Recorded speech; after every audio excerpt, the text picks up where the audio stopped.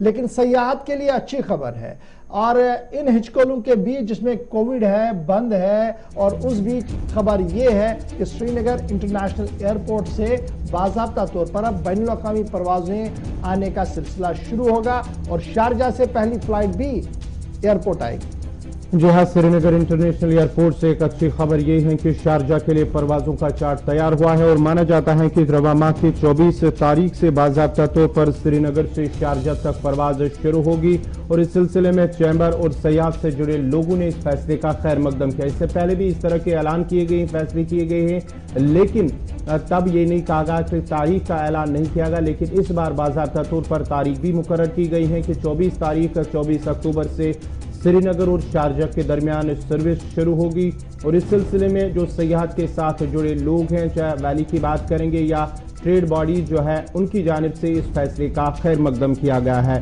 जो इसके साथ ही अगर हम बताते चले कि पब्लिक आउटरीच प्रोग्राम के तहत जो मरकजी वज़रा है, उन्होंने इस बात का भी इशारा किया था और साथ ही साथ चंद रोज कबल ही LG मनोज सिन्हा की जानिब से इस बात का भी ऐलान किया गया था कि श्रीनगर और शारजा के दरमियान बाज़ाब्ता तौर पर इंटरनेशनल फ्लाइट का आगाज होगा।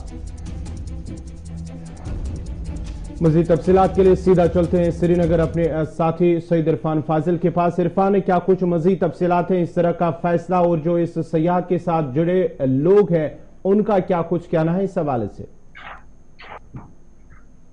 बहुत बहुत शुक्रिया गौहर। बात करें तो इस फ्लाइट को लेकर जिसका सबको इंतजार था और खास तौर पर ये जो सबसे काफी टाइम से लोग एक्सपेक्ट कर रहे थे कि ये श्रीनगर से स्टार्ट हो जाए। नो डाउट कि इससे पहले भी इस तरीके का ऐलान हुआ था और उसके बाद बताया गया था कि इंटरनेशनल फ्लाइट्स खास तौर पर दुबई, शारजा या जिद्दा जो है वो श्रीनगर एयरपोर्ट से चलेगी, मगर उसके बाद जो है थोड़ा सा जो माहौल है वो डिस्टर्ब हुआ। अब जबकि फैसला आया है 24 तारीख से अक्टूबर 24 और 24 से लेकर 26 के दरमियान, मैं आपको बताता चलो एक बड़ी खबर जो हमें अभी भी पता चला है कि पहली फ्लाइट का नाम है गो फ्लाइट। ये गो फ्लाइट होगी जिसका नाम है गो फर्स्ट एयरलाइंस, जो तकरीबन रात के 10 बजे डिपार्चर करेगी श्रीनगर एयरपोर्ट पर। और साथ ही साथ ये भी बताते चले कि फिलहाल एक ही फ्लाइट के हवाले से अपडेट मिल रहा है और ये फ्लाइट जो है श्रीनगर के एयरपोर्ट पर रात 10 बजे डिपार्चर करेगी। और साथ ही साथ इस फ्लाइट के बारे में बताया जा रहा है ये एयरबस होगी जिसमें 196 पैसेंजर ऑन बोर्ड होंगे। और साथ ही साथ देखा जाए तो जिस तरीके से इनिशिएटिव्स लिए गए हैं ग्राउंड पर कि ये सब जो है थोड़ा सा एक्सटेंड हो जाए, मगर रात के वक्त पे खासतौर पे जो रात का जो समय इसके लिए मुकर्रर कर दिया गया है और स्पेशली न बल्कि ओनली फॉर पैसेंजर्स बल्कि हैंडीक्राफ्ट्स और ट्रेड के हवाले से भी इसमें एक बड़ी खुशखबरी सामने नजर आ रही है, क्योंकि ट्रेड के जो माहिरीन है, टूरिज्म के जो माहिरीन है, उनका मानना है कि इस तरह की जो सर्विस है वो वादी कश्मीर में शुरू होगी तो इससे काफी ज्यादा इजाफा ट्रेड के साथ साथ टूरिज्म को भी होगा। और न बल्कि इसके साथ साथ टूरिज्म और ट्रेड की बात की जा रही है, इसके साथ साथ एक्सपेंशन और एरिया को एक्सपेंशन करने की भी बात की जा रही है। मिनिस्ट्री ऑफ एविएशन जो है उनका भी मानना है जो एयरपोर्ट है, एयरपोर्ट तकरीबन 25,000 स्क्वायर किलोमीटर है, उसको अब बढ़ाया जाएगा, तकरीबन 63,000 किलोमीटर एक्सटेंड किया जाएगा। और साथ ही साथ इसमें जो इन्वेस्टमेंट है 15 तकरीबन अगर श्रीनगर को लेकर मैं बात करूं तो उसमें 1500 करोड़ रुपए का खर्चा और जम्मू के हवाले से 600 करोड़ रुपए का खर्चा भी बताया जा रहा है। तो सुनने में आ रहा है कि ये जो फ्लाइट है, इस फ्लाइट की तैयारी ऑलरेडी हो चुकी है और खासतौर पे कुछ लोगों के साथ अभी भी मेरी बात हुई है, उनका मानना है कि फिलहाल प्रपोजल आ चुका है।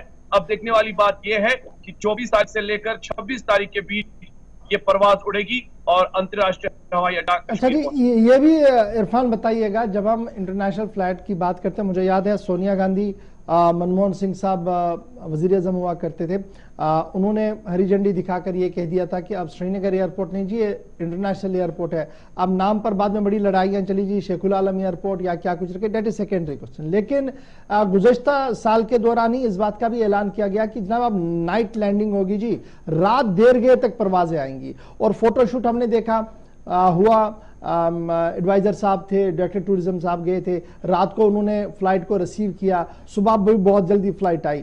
तो अब दोबारा विंटर्स है और विंटर में फॉगी सीजन रहता है, उसको देखते हुए क्या टाइमिंग को एक्सट्रैक्ट किया गया, बढ़ाया गया कि रात देर गए तक फ्लाइटें आए, रात 10 बजे भी फ्लाइट आ पाए, क्या उस सिलसिले में कोई काम किया गया? क्योंकि हमने देखा कि गुज़श्ता दिनों कुछ कंपनीज ने ये भी कहा था कि चलिए हम चलाने के लिए तैयार हैं, तो क्या कुछ उसका हुआ, क्या क्लियरेंस हुआ है, उसमें कहां पर मामला फंसा है?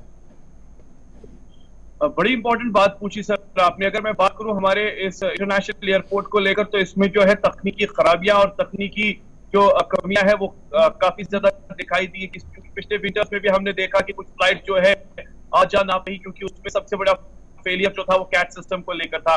क्योंकि कैट सिस्टम के हवाले से अक्सर सवाल खड़े हो रहे थे कि नाइट लैंडिंग को लेकर बात करें या विंटर्स में जो फ्लाइट्स लैंड करती होते हैं, विजिबिलिटी के जो मामला होते हैं वो अभी मुकम्मल तौर पर पूरे नहीं है।